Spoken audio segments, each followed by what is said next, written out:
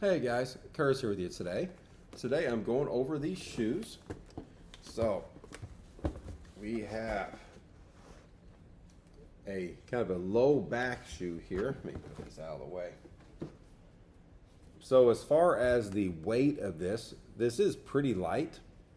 Actually, it's kind of surprisingly light considering what it looks like.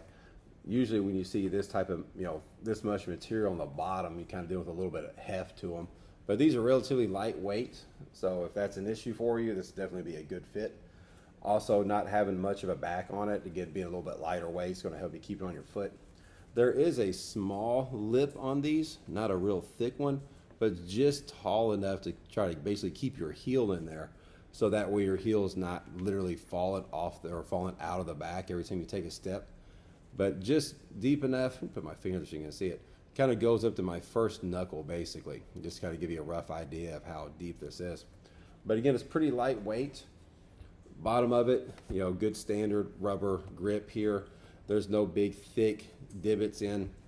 If you have a lot of thick kind of cracks in the bottom, you could, something like grab a rock or a piece of mulch, or, if you step in something you don't want to step into, you can kind of get stuck in there. But this is not a whole lot of deep cracks in here.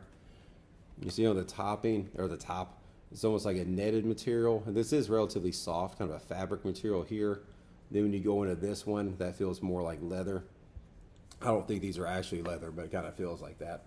As far as how well these bend or how much flex we have, let's see.